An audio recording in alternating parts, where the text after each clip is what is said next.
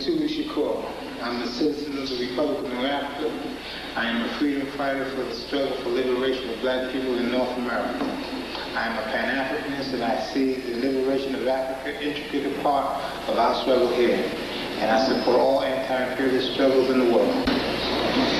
The status of my case, I am being held in the MCC under the Preventive Detention Act.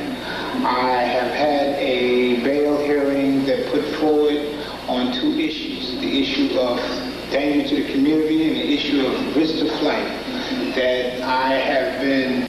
a contribution to the community by participating in the liberation struggles and the issues that pertain to black people, since black people live in the community that I live in. On the question of risk to flight,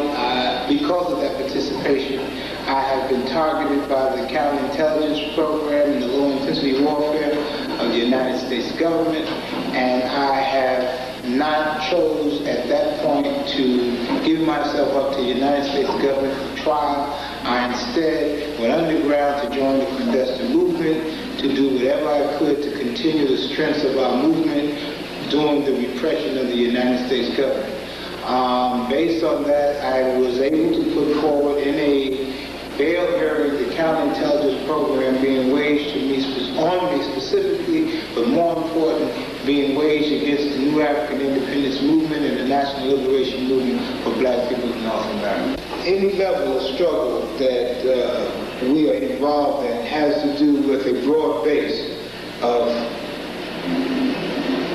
commitment to the fact that we have brothers and sisters who are involved in our movement, who are part of the new African independence movement, who has seen that the only way for us to struggle and survive in America and for us to be recognized as the people of the world is that we develop an independent sovereign nation in order to put forward our way and means of developing a society that has respect for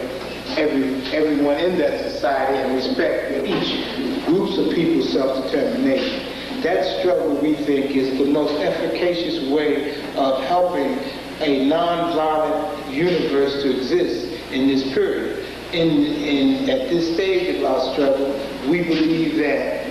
we cannot not depend upon the people who are running the world now to secure a peaceful coexistence between nations and people in the pursuit of happiness and intelligentsia of advancing the form of life that we live on this planet today. So I am a citizen of the Republic of New Africa. I've been a member of the Republic of New Africa most of my life. I think that as a political prisoner and a prisoner of war, which are two different distinct categories, but are very important for me to talk about at this point. We're struggling in the courts and in the world for recognition of the war, the acknowledgement of the war that black people have been involved in since we've been brought here as slaves. That war constitutes genocide, which is an act of inhumanity to man, and an act of denying us our self-determination as a people